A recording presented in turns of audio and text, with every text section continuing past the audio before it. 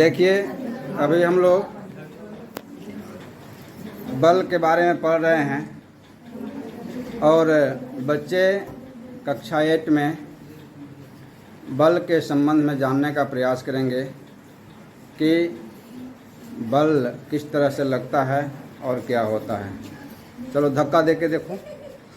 धक्का दिया रहा है जी, बल लगा ना, अभी बल लगा, लेकिन मेज़ पर अभी काफ़ी मेज़ भारी है और एक लड़का उसको भरपूर प्रयास किया धक्का देने का, लेकिन उससे मेज़ इधर से उधर खिसक नहीं सका। चलो तुम साथ में मिल जाओ, अब 2 आदमी मिल जाओ। चलो 2 आदमी के धक्का दो। चलिए ठीक है, उठाना नहीं है। देखिए यहाँ पे आप हल्ला मत कीजिए। देखिए यहाँ पे आप लोगों ने देखा कि एक आदमी से बल लगाने के बाद वह मेज़ जो है खिसक नहीं सका। इसके बाद 2 आदमी को, वहाँ 2 लड़कों को लगाया गया, इसके बाद भी मेज़ नहीं खिसका।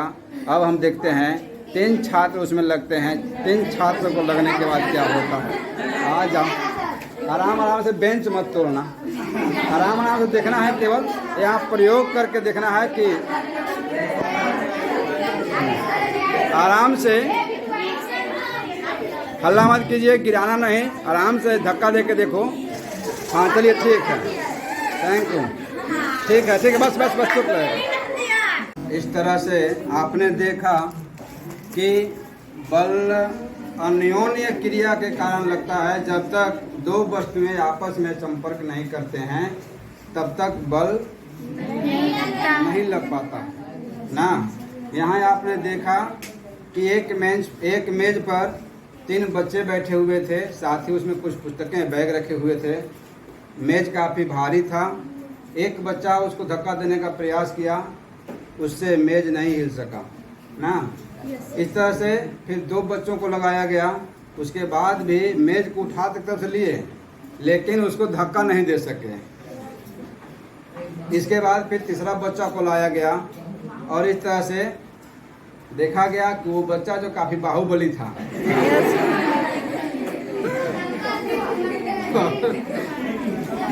ये बच्चा जो है सबसे सीनियर था और ये अकेले ही बेंच को धक्का दे दिया ना। तो इस तरह से किसी भी वस्तु को गतिशील करने के लिए उसमें बल लगाना पड़ता है, और जैसे जैसे हम बल की संख्या को बढ़ाते हैं, बल की मान जो है वह बढ़ जाता है और वस्तु गतिशील हो जाता है।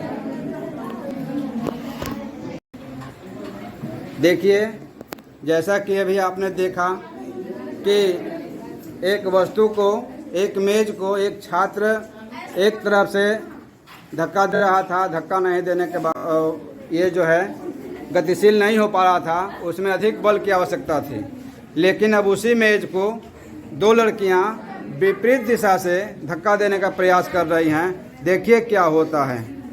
चलो धक्का दो तुम लोग, दोनों विपरीत दिशा है। देखिए दोनों लड़कियां पूर्ण बल लगाते हुए मेज को विपरीत दिशा में, चलो शांत रहो, ठीक है,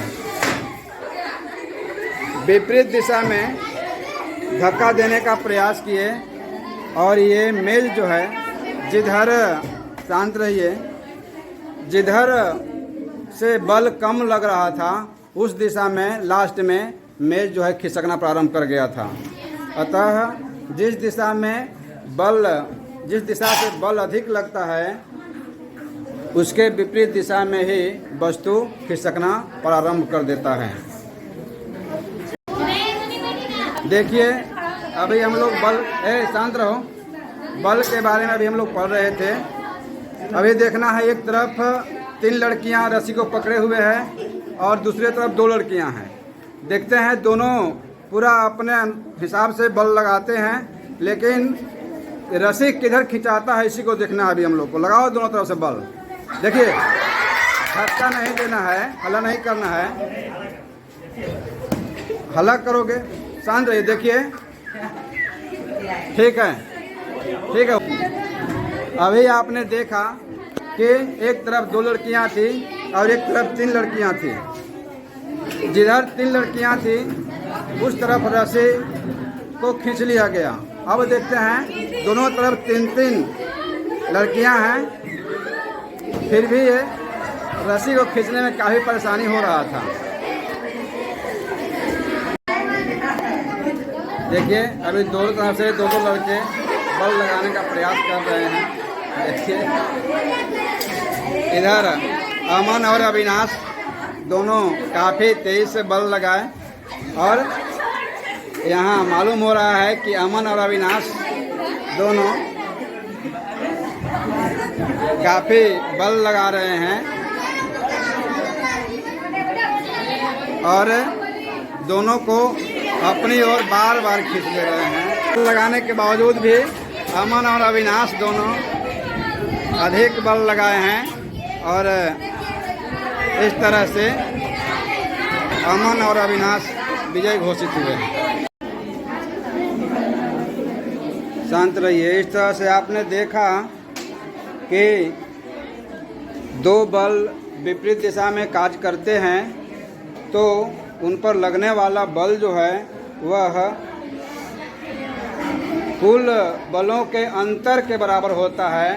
आपने देखा कि 2 तरफ से रस्साकसी के खेल में बल लगाया जा रहा था, तो उसमें जिसका बल अधिक था वह दूसरे पक्ष को अपनी ओर खींच ले रहा था और उसी अनुपात से खींच रहा था जितना वह उधर से बल लगा रहा था। उसका बल जितना, दूसरे पक्ष का जितना बल था, उसके बल को घटाने के बाद जो बल दूसरे पक्ष द्वारा लगाया जा रहा था उसके बराबर ये लोग दूसरे तरफ खिंचा रहे थे। और नहीं तो अगर उधर से बल नहीं लगता दूसरे पक्ष से तो एक पक्ष केवल रस्सी को लेकर के खींचता तो एकदम आराम से दौड़ करके पार हो जाता। लेकिन देखा गया कि दोनों तरफ से बल लग रहा था, लेकिन एक बल कम था, दूसरा बल अधिक था। दूसरा बल अधिक होने के कारण जो अधिक बल था उसके तरफ दूसरे पक्ष को खींच रहा था। धन्यवाद।